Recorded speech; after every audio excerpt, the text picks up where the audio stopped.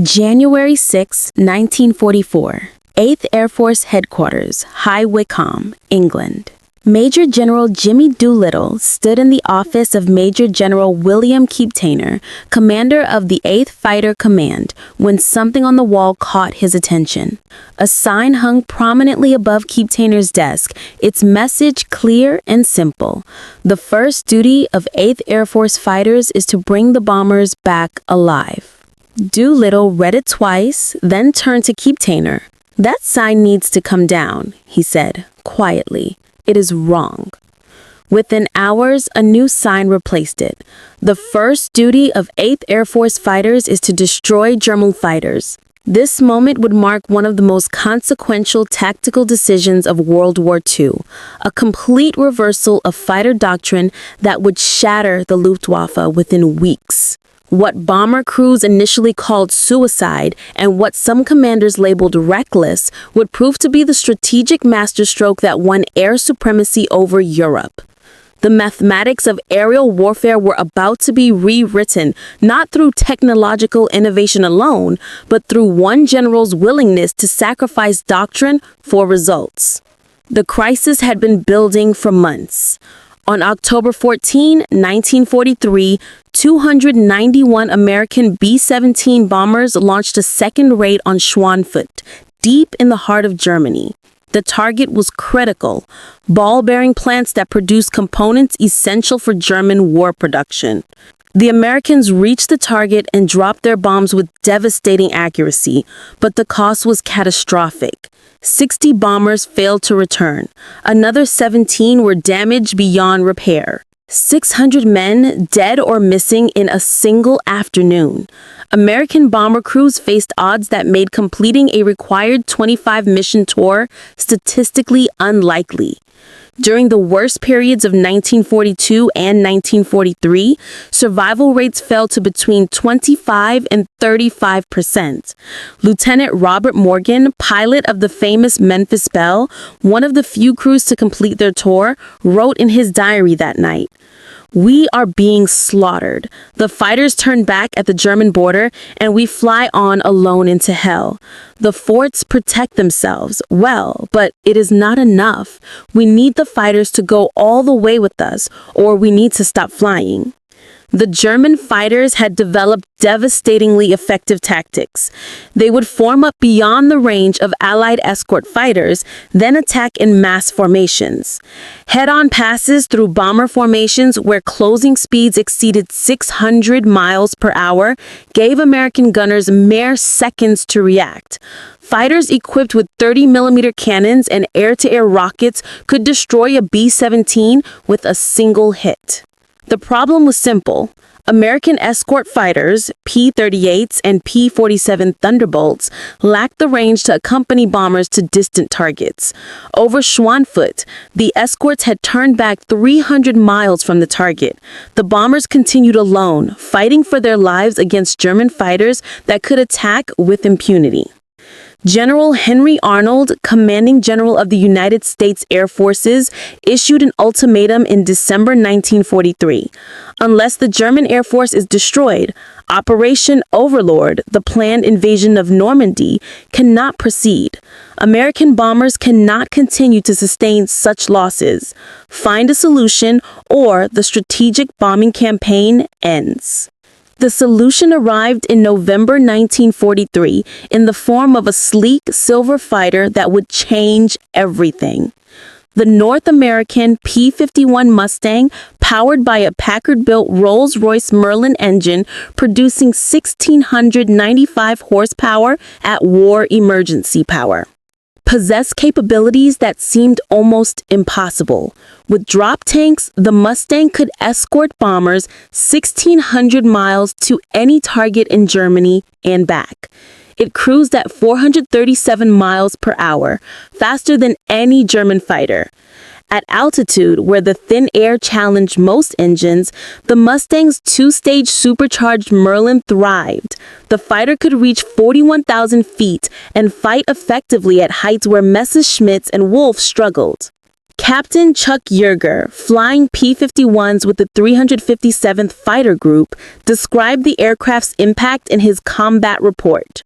The P-51 is faster, climbs better, and turns tighter than anything the Germans have. For the first time, we have an aircraft that can go anywhere the bombers go and fight when we get there. This changes everything. But having the range to escort bombers all the way to target was only half the solution. The tactical employment of those escorts would determine victory or defeat. Under the previous doctrine, fighters flew in tight formation around bomber streams, staying within sight of their charges at all times. If German fighters attacked, American escorts would engage them, but only long enough to drive them off before returning to close formation. The priority was always defensive protection. This defensive posture created a fatal dynamic. German pilots could choose the time and place of attack. They massed beyond visual range, dove through the bomber formation at maximum speed, inflicted casualties, then escaped before American fighters could effectively counterattack.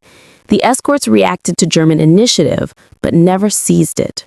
Major General Ira Eaker, the outgoing commander of 8th Air Force, had institutionalized this defensive doctrine. Eaker, a bomber pilot himself, genuinely believed the bombers could protect themselves with interlocking fields of fire from their machine guns. Fighters existed to supplement that protection, not replace it. Jimmy Doolittle saw the situation differently. Doolittle was not a bomber pilot. He was a fighter pilot, test pilot, and racing champion who held a doctorate in aeronautical engineering from MIT. He understood aircraft performance in ways few others did. More importantly, he understood tactical dynamics. The raid that made Doolittle famous, the April 18, 1942 strike on Tokyo by 16 B-25 bombers launched from the carrier Hornet, had been audacious, technically difficult, and strategically brilliant. Doolittle had received the Medal of Honor for personally leading that mission.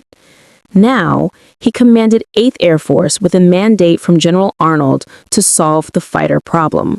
On January 6, 1944, his first full day in command, Doolittle met with General Keipp-Tainer and issued his revolutionary order.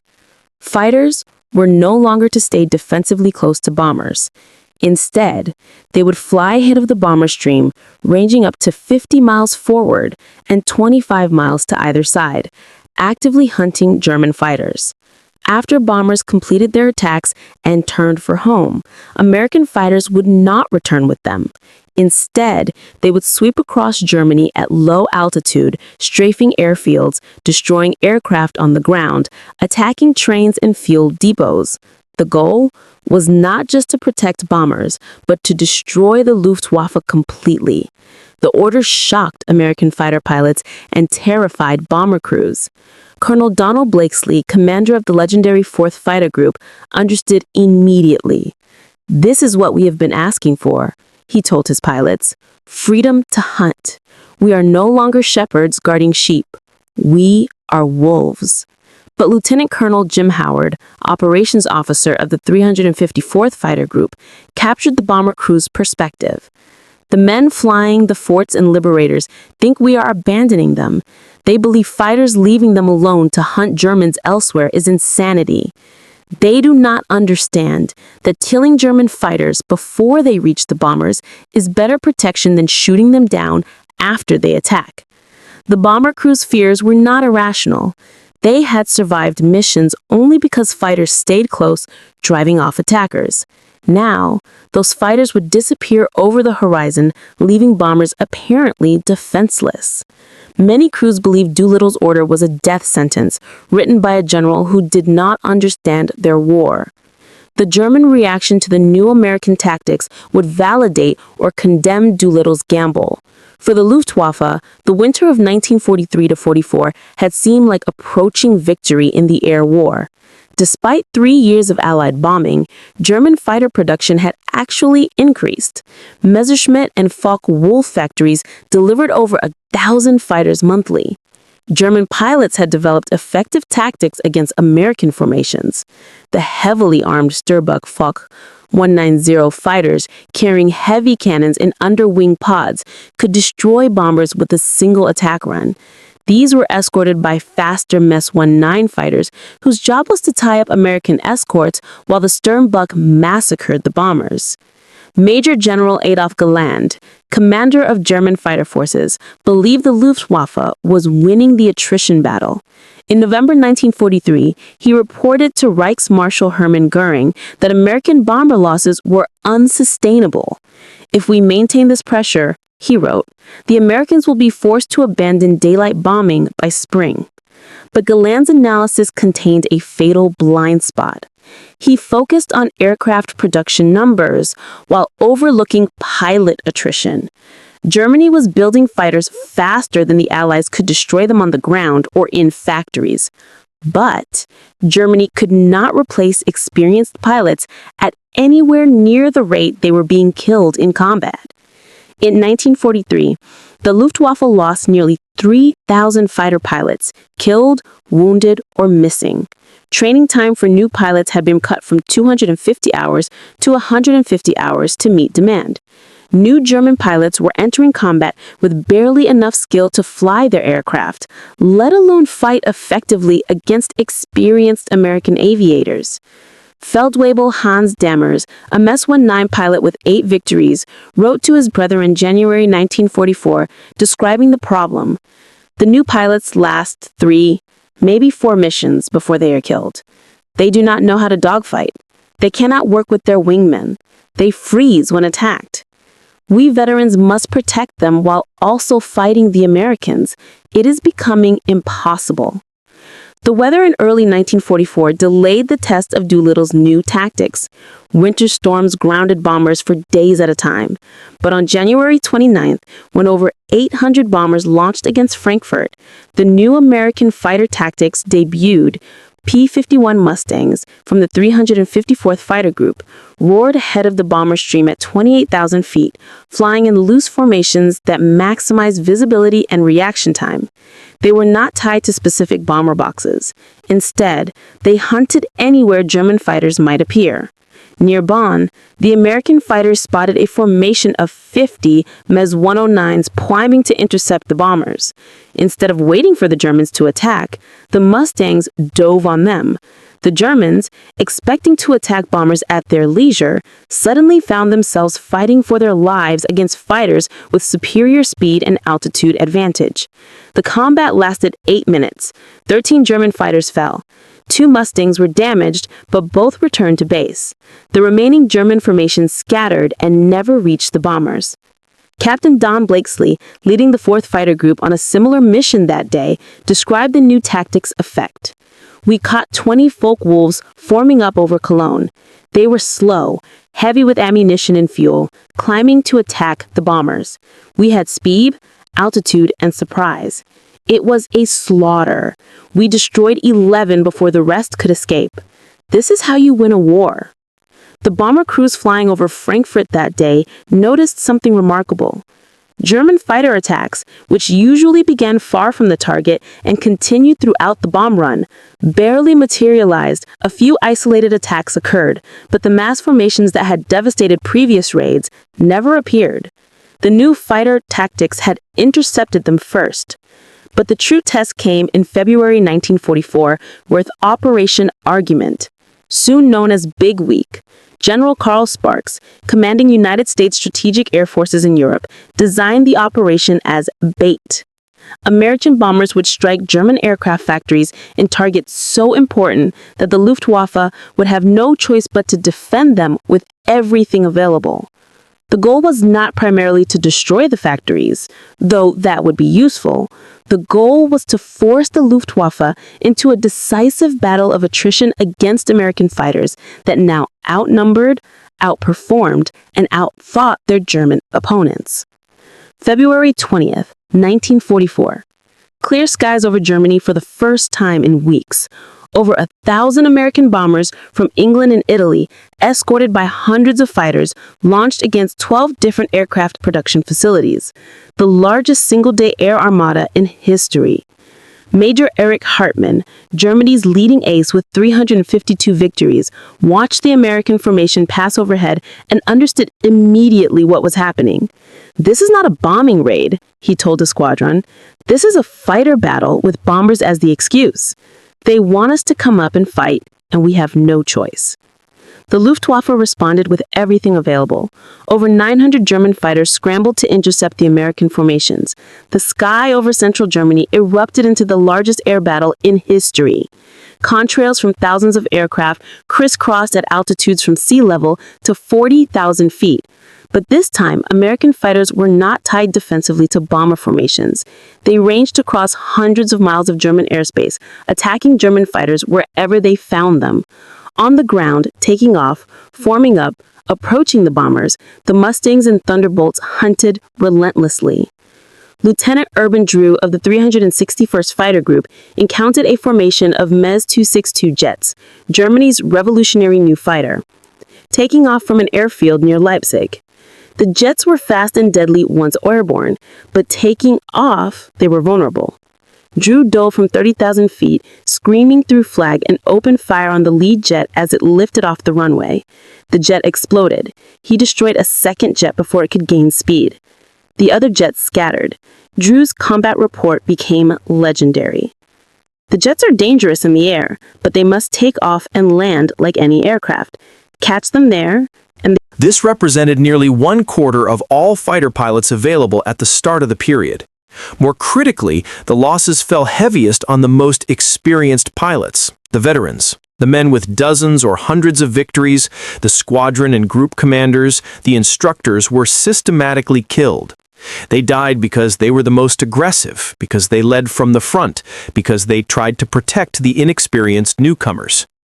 28 German aces with over 30 kills died between January and May. 8 aces with over 100 kills were killed or captured.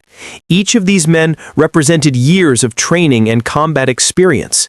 Each was literally irreplaceable. The training pipeline could not keep pace. In 1944, Germany graduated 29,000 new fighter pilots, but training time had fallen to just 110 hours total flight time by mid-year, with some late-war pilots receiving as little as 50 hours. American pilots in the same period received over 450 hours of training, including 250 hours in their combat aircraft. Major Hans Philipp, a German ace with 206 victories, described the new pilot situation in his final letter home before being killed in action in October 1943. The boys arrive at the squadron unable to fly formation properly. They do not understand tactical principles. They panic under fire. In combat with experienced American pilots flying superior aircraft, they survive 1, maybe 2 missions, then they die. We cannot teach them fast enough. There is no time. The disparity in aircraft production told another part of the story. In the first 6 months of 1944, American factories produced over 22,000 fighter aircraft. German factories, despite dispersal efforts to evade bombing, produced 9,000 fighters. The numerical advantage alone was overwhelming, but the qualitative advantage made the disparity decisive. The P-51 Mustang was simply superior to the Messerschmitt 109 and Völkel 190 in most combat situations. It was faster, had better range, superior high-altitude performance, and equal or better maneuverability. Colonel Hubert Ska, commanding the 56th Fighter Group flying P-47 Thunderbolts, noted the combined effect. We have more fighters, better trained pilots, better tactics, and unlimited fuel and ammunition. The Germans have brave men flying good aircraft they cannot keep supplied or properly maintained. Courage cannot overcome such disadvantage forever. By April 1944, the transformation was complete.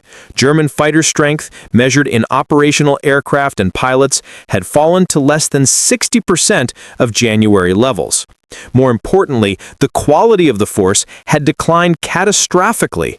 The veteran formations that had savage bomber raids in October 1943 no longer existed. The The new Luftwaffe consisted largely of inexperienced pilots flying aircraft with insufficient fuel, inadequate ammunition, and minimal maintenance. They faced American formations that grew larger and more confident with each mission. On May 8, 1944, 8th Air Force dispatched nearly 900 bombers to attack oil refineries and marshalling yards across Germany. Over 750 escort fighters accompanied them. Not a single German fighter rose to intercept. The Luftwaffe, for the first time, conceded the sky without a fight. General Galland reported to Göring that day, "The fighter forces destroyed. We have aircraft, but cannot fly them for lack of fuel. We have pilots, but most cannot fight effectively. The Americans attack at will. We can no longer contest their air superiority." The strategic impact became clear on June 6, 1944, D-Day. Allied air forces flew over 14,000 sorties on the first day of the invasion. Luftwaffe fighters flew fewer than 300 sorties. The disparity allowed Allied ground attack aircraft to devastate German positions while bombers isolated the battlefield. Field Marshal Rommel, commanding German forces in France, sent an urgent message to his wife on June 10th. "The enemy has complete air superiority. Our troops cannot move in daylight without being attacked. Our supplies cannot reach the front. Without air cover, we cannot hold the invasion beaches." The transformation from October 1943 to June 1944 was staggering. 6 months earlier, the Luftwaffe had seemed capable of bleeding the American bomber offensive to death. Now they were effectively extinct as a fighting force over Western Europe. The statistics of those crucial 6 months tell the story of systematic destruction. Between January and June 1944, the Luftwaffe lost over 2,500 fighter pilots, killed or seriously wounded in combat over the Reich. This represented approximately 75% of the available fighter pilot force at the start of the period. American losses in the same period totaled approximately 420 fighter pilots killed or missing and 7,000 bomber crew casualties killed, wounded, or captured. These losses were serious, but sustainable given American training capacity and aircraft production. The kill ratios had reversed completely. In October 1943, German fighters had been destroying American bombers at a rate of 20 for every German fighter lost. By May 1944, American fighters were destroying German fighters at a ratio of 4 to 1. But beyond the numbers, the psychological transformation was equally complete. German pilots who had entered 1944 confident of victory now flew missions expecting to die. American pilots who had feared German fighters now hunted them aggressively. Captain Don Gentile of the 4th Fighter Group, who finished the war with approximately 20 aerial victories, described the change. "In January, we were glad when the Germans did not attack. By March, we were disappointed when they ran away. By May, we were frustrated because there were so few left to fight." The transformation was total. The success of Doolittle's strategy vindicated his gamble, but created an interesting historical irony. His decision, initially opposed by many bomber commanders as reckless abandonment, had actually saved the bombing campaign. By destroying German fighters before they could attack bombers, aggressive fighter tactics proved more protective than defensive escorts ever could be. General Spaatz acknowledged this in a June 1944 assessment. General Doolittle's decision to unleash the fighters was the decisive factor in winning air superiority. "We destroyed more German fighters in 4 months than in the previous 2 years. The key was allowing fighters to hunt rather than forcing them to defend." Major General Frederick Anderson, who had succeeded Ecker as commander of bomber operations, admitted his initial opposition had been wrong. "I believed keeping fighters close to bombers was the only way to protect them. I was wrong. Killing enemy fighters before the attack is far more effective than killing them during attacks. General Doolittle understood this. I did not." The tactical revolution extended beyond doctrine to fundamentally changing how air warfare was conceived. Before Diddle's January directive, escort fighters were seen as supplements to bomber defensive armament. After Big Week, fighters were understood as the primary weapon for gaining air superiority, with bombers serving partly as bait to bring enemy fighters into battle. This understanding would shape Air Force doctrine for decades. The Korean War, Vietnam War, and every subsequent conflict would apply lessons from early 1944. Air superiority comes from destroying enemy fighters proactively, not from protecting friendly aircraft reactively. But the human cost of the strategy remained significant. Over 10,000 American airmen died in the skies over Europe in the first half of 1944. The bomber crews who flew missions day after day, knowing each sortie might be their last, showed extraordinary courage. The fighter pilots who accepted the mission of hunting German fighters deep over enemy territory demonstrated remarkable skill and aggression. Lieutenant Robert Johnson of the 46th Fighter Group, who finished the war with approximately 20 aerial victories, reflected on the cost years later. We talk about tactics and strategy and numbers, but what really happened was thousands of young men climbed into aircraft every day and flew into combat knowing many would not return. We won because we had more courage, more skill, better aircraft, better tactics, and better leadership. We won because Jimmy Doolittle understood that protecting bombers meant killing fighters, not staying close to bombers. By August 1944, the Luftwaffe fighter force had effectively ceased to exist as a coherent defensive organization. Individual groups continued fighting with great courage and occasional success. New jet aircraft, the Messerschmitt 262, showed revolutionary potential, but the systematic destruction of the pilot force in the first half of the year could not be reversed. Germany produced over 36,000 fighters in 1944, the highest annual total of the war. But there were not enough trained pilots to fly them, not enough fuel to train the pilots who existed, not enough experienced leaders to develop effective tactics, and not enough time to rebuild what had been lost.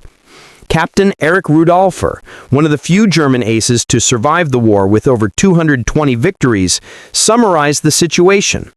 We had aircraft in abundance by late 1944, modern fighters, even jets, but we had no experienced pilots to fly them.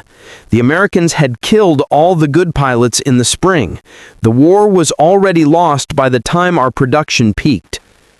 The success of Doolittle's strategy created a template for modern air warfare that remains relevant today. Air superiority cannot be won defensively. It requires aggressive offensive action against enemy aircraft. Technological advantage matters. Training quality matters more.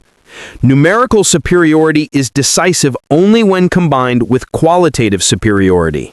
Perhaps most importantly, leadership willing to challenge conventional doctrine and accept risk can produce strategic results far exceeding incremental improvements to existing methods. Doolittle's decision to change the sign on Captain Ecker's wall was not merely symbolic. It represented a fundamental reconceptualization of fighter employment. The bomber crews, who initially feared Doolittle's tactics as abandonment, came to understand and appreciate the strategy. Technical Sergeant Andy Roney, a Stars and Stripes reporter who flew bombing missions to cover the air war, wrote in June 1944, "The fighter pilot saved us by leaving us." This sounds paradoxical, but it is true. When they flew close, the Germans attacked anyway. When they flew ahead and hunted, they could not reach us. The best defense was a good offense. General Doolittle understood this. We did not. He was right. By the time of the Normandy invasion, Allied air forces had achieved complete air supremacy over Western Europe. German aircraft still operated, but in such limited numbers with such restricted effectiveness that they could not meaningfully contest Allied air operations. The invasion succeeded in significant part because soldiers could fight without fear of enemy air attack.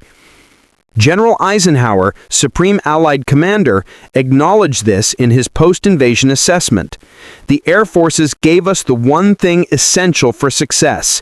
They gave us freedom to operate without enemy air interference.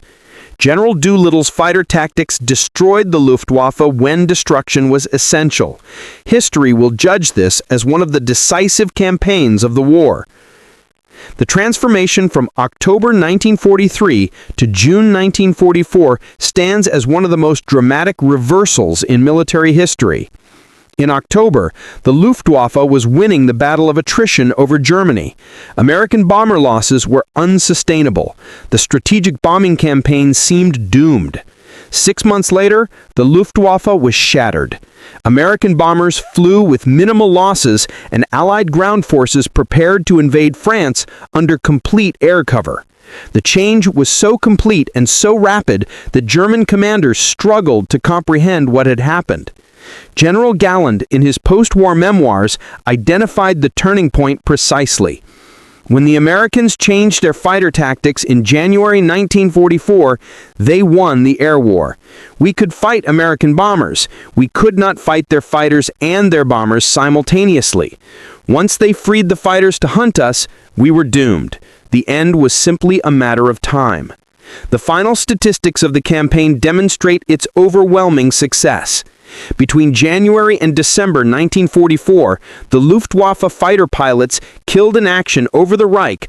American and British fighters destroyed over 11,000 German fighters in air combat and on the ground. German fighter pilot training time fell from 200 hours in 1943 to less than 100 hours by late 1944.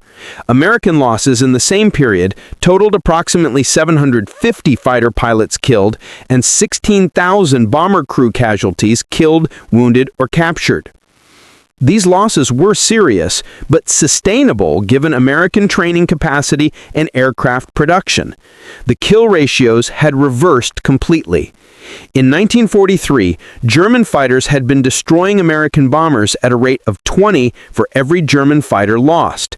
By May 1944, American fighters were destroying German fighters at a ratio of 4-1. By 1945, the ratio exceeded 7-1.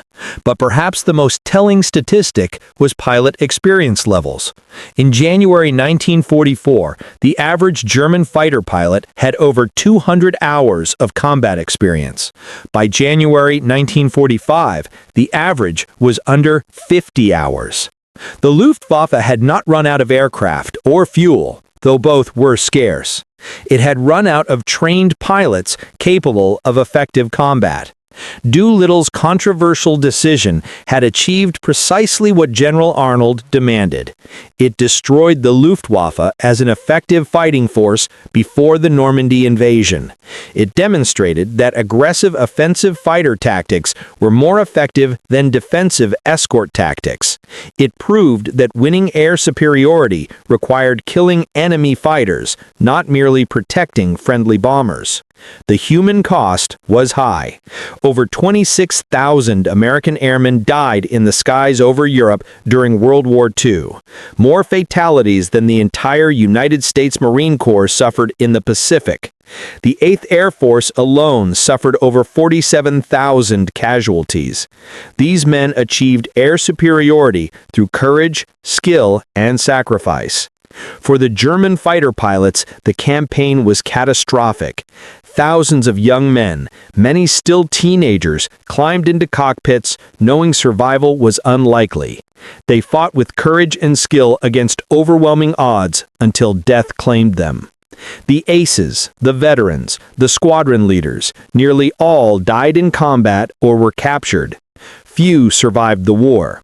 Major Eric Hartmann, the war's leading ace with 352 victories, survived only because he fought primarily on the Eastern Front.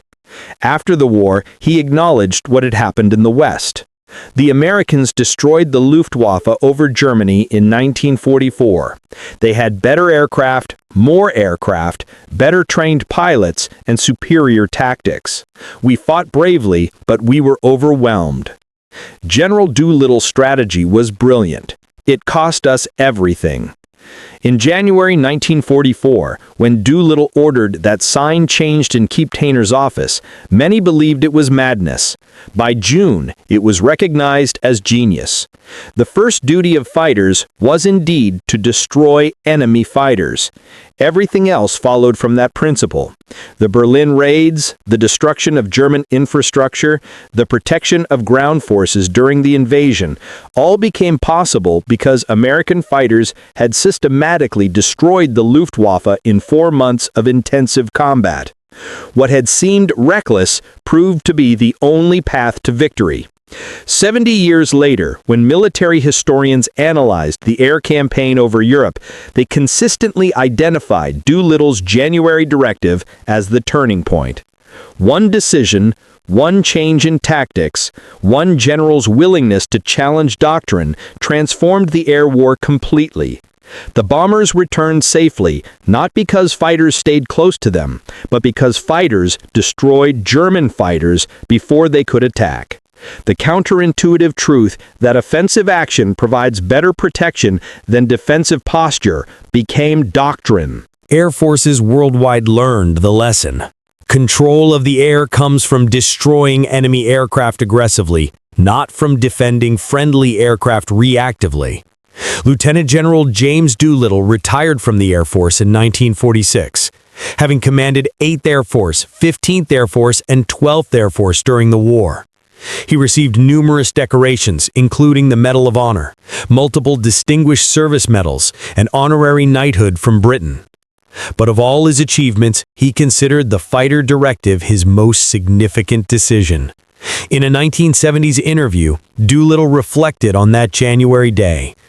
Changing the fighter tactics was the hardest decision I made. Bomber commanders opposed it. Bomber crews feared it. Some fighter pilots thought it was suicide. But I knew from my own experience as a fighter pilot that offensive action wins air battles. You cannot win by defending. You win by attacking.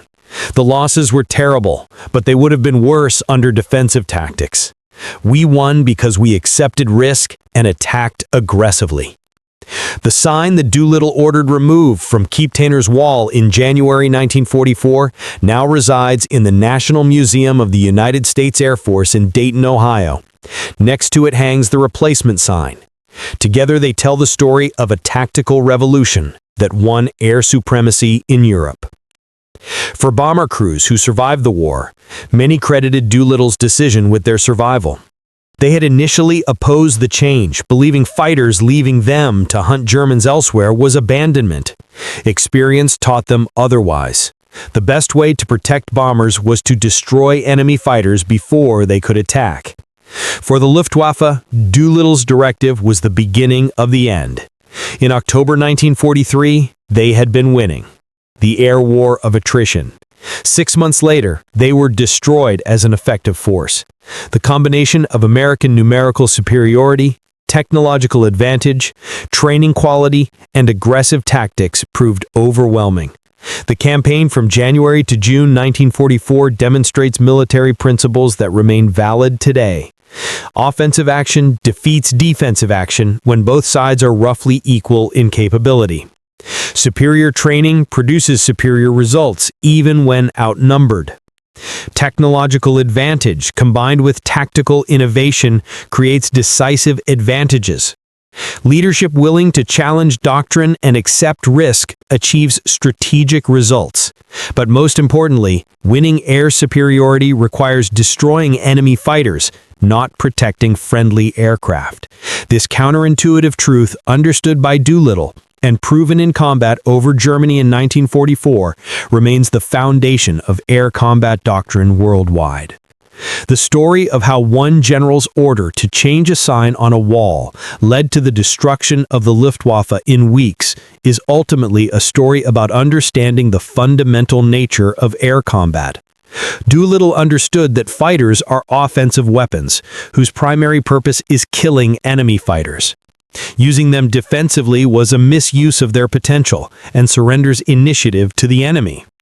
The bomber crews who initially opposed his tactics came to understand their wisdom. The German pilots who opposed those tactics learned their effectiveness too late. And military aviation learned lessons that would shape air warfare for generations.